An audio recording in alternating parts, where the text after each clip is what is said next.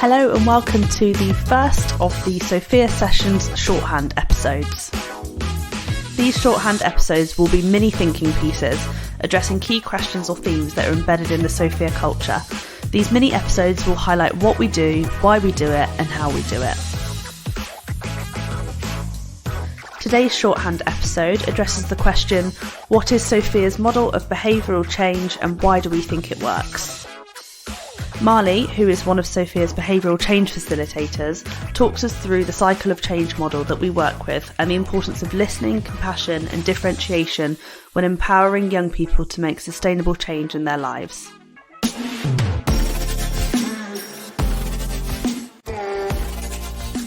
The model of behavioural change. We meet the young person where they're at, we build a relationship with them that allows us to have open and honest conversations with them, where they, if and when they choose to, they can disclose things about their life or talk to us about their problems or issues they have, and we listen, and through our own experiences or empathy, we relate and feel how they're feeling and then see how we can help them through that. It's a lot of open conversations, listening to them, picking out the information from what they're saying, because a lot of people will, I call it like filler, so a lot of people will fill conversation with words and like phrases or just normal talking, but it's about picking out the parts from that conversation that you can use and help them with, because in a long conversation someone might say one particular thing and that one thing is what they need help on. So using our knowledge and our tools, we pick out what we feel that they need help with and use that as the like topic of the next conversation or go straight into it. So meeting them where they're at, building a relationship through humour or relating to experiences in our lives, listening to what they talk about, how they feel. Some people just need to be heard or feel like they're noticed. Why do you think it's so important that young people feel heard? Because, well, traditionally in society it's like we don't listen or value young people's opinions or thoughts. I think that's just how generationally we've been brought up. I know I felt like that, like overlooked, especially when you come into your teenage years. The phrase that's most often used is like treated like a child but expected to act as an adult, which is really difficult to do if you're not being heard or listened to. So by listening to people, or by being listened, you're being valued and like attempted to be understood, which everyone needs that. What about being heard do you think links to young people making change in their lives? Could be for various reasons. Some people need to be heard, as in that having their feelings and experiences validated. So if you say something, it becomes true, because we can like think all these things in our mind, but if we say it, it becomes true, because we put value on words and meanings and stuff. But also, if you say it and you're heard, you open that door to other people being able to help you or listen and relate. So that can be validating in different ways. We use the cycle of change model at SOFEA. Can you explain how you use it when you're working with the young person? Start with this pre-contemplative. So this is when you don't think there's an issue or a problem. You're not concerned. It hasn't even like come across as a worry at all. Then it goes into contemplative, which is like, oh, I think I might have an issue. To contemplate something is to like think about it. So you're consciously looking inside and thinking, oh, this might be a problem. Then it's to plan, which is where you're talking about it to people or talking about it to yourself, and you're like, okay, I'm going to do these things to change that problem or issue or worry. Goes on to action, which is then doing that thing that you plan to do to change something about your worry or concern. And then it's maintenance, which is continuing to do that action over and over again to maintain that state of being okay. So in my head I think of, well, the final point of cycle of change is maintenance, which is being able to just go as you are and coping with what you need to cope with and so on. I have that in mind when I'm talking to young people, obviously, but I don't try and leap to there. So I use the cycle of change as in I think of what's next for that young person on that cycle. So if someone's like not walking in the front door, that's pre-contemplative, they're not engaging. So working to get them in the door to then be able to talk to them. So it's always like thinking of what the next step is and working towards that. Easiest one is drug addiction. So pre-contemplative, you're using, don't think there's a problem. You get to a point in your life where you're like, I can't sustain this. So you're contemplating your addiction. You go to plan, so I'm going to go to NA, I'm going to get help, come off the drugs or whatever.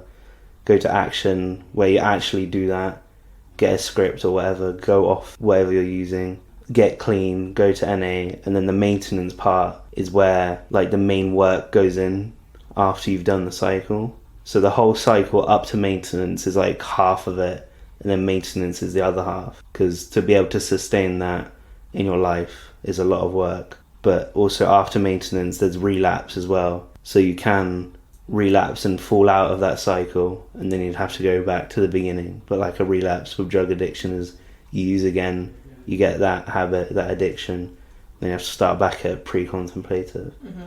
And that goes for like, I guess you could implement that into any situation that we might see, in ourselves or with young people. So not engaging in some form of like education, employability and well-being. Yeah. You could argue that every person needs to go through that cycle of change in order to make progress or take that next step in their life, And you can jump back and forth between points, like you can have a plan and then go back to your mindset of, it's not actually a problem. So the cycle of change is arguably one of like the biggest pieces, whether it's consciously done or unconsciously done, one of the biggest parts of what Sophia does in terms of helping people, with an emphasis on young people, to transform their lives. And I think there's a bit about that, about our sort of mission statement, if you like, which is about we're not transforming their lives, we're enabling them to transform their own lives. And that is about what we were talking about earlier in terms of that accountability and responsibility. What does Sophia do, in your opinion, or thinking about your own practice, what would you do when young people resist change or present, for want of a better word, challenging behaviour, or what some people would see as quote unquote antisocial behaviour? How do you approach that? I try and look at what they need and what they're asking for, because if you're resisting change, typically it's because, well, one, you don't want to change, but two, you're uncomfortable with that because you don't know what that looks like, which is a very common thing. You don't know, if you haven't experienced like feeling good about yourself, you're not going to know how to do it or why you should. So it's a common thing to resist change, but figuring out the why or what they're asking and then like working at it from a different angle, whether that be like through humor or trying to find a relation in like emotion, so being empathetic with how they're feeling and then seeing how I would deal with it now with the tools that I have, and then working that through conversation with them to then like letting them be able to do it as well. When we were talking earlier, you talked a lot about like relaying things back to someone. So you might listen to them and then summarise what you heard and help them work through it. Is that something that you do regularly? Oh yeah, like every conversation almost. It's a lot of open conversation and questions. Like the right question at the right time can be life-changing. But yeah, even just talking, even like being a mirror to some people, or like a reflective wall or whatever, being able to say what they just said to you back, there's power in that by itself, because sometimes we talk and we don't think about what we're going to say, but having that bounce back at you makes you think from like a different perspective, because we're all changing even by the second. I think that bit on like changing perspectives is really important, but also thinking about the space that you need to be in order to get a new perspective. So I'm thinking about the physical space that Sophia has and why I believe that open plan way we do things, physically and metaphorically, is really important, because there's a certain amount of freedom or opportunity for like guided exploration where young people, and even like staff as well, I think we've talked a lot about young people today, but we're all on that kind of process, aren't we? Yeah. Staff and the adults that we work with.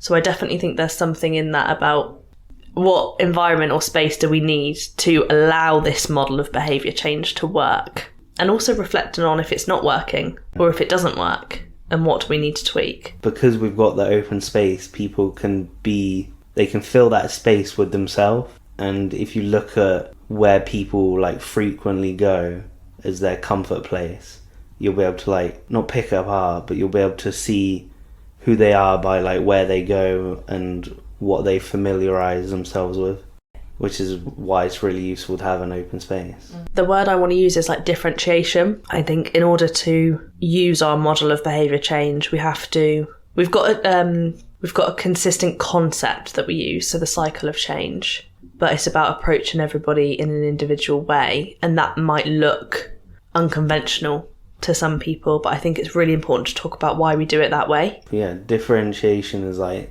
the main backbone of what we do. So no one way works for two people, because everyone has their own needs and such.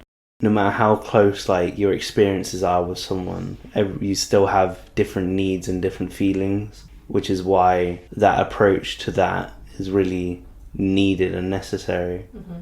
I think that's really important actually, in terms of something to take away, is even the outcomes are never one size fits all. So let's move away from the idea that there's like certain outcomes. Of course, we want young people to be like happy, healthy, and maintaining their well-being, but how they perceive that might be different to how their parents perceive it, or I don't know, someone else. You know, we want young people to leave feeling like they have meaning in their lives and purpose, whether that's in employment or work experience or training or giving back to their community through some social value program, like, you know, volunteering at the Larders, those kinds of things. For anyone who's listening who doesn't know what we do at SOFEA, or who maybe doesn't understand what we do and why we do it, what would you say? Come and find out. Come and find out. Honestly, I keep seeing like an image of like a river. We're not like forcing the flow of water, we're just the dirt on the side, like just channeling it where it needs to go. A big thanks to Marley for coming on the podcast today to talk us through the behavioural change model and why we believe it works at SOFEA. If you would like to find out a little bit more about what SOFEA does, you can visit our website. The link is in the description below, and you can also find links to all of our social media channels. Please don't forget to like, share and subscribe. You can also leave your comments in the description boxes on whatever podcast system you use, or if you'd like to get in touch, you can email us at wellbeing@sofea.uk.com.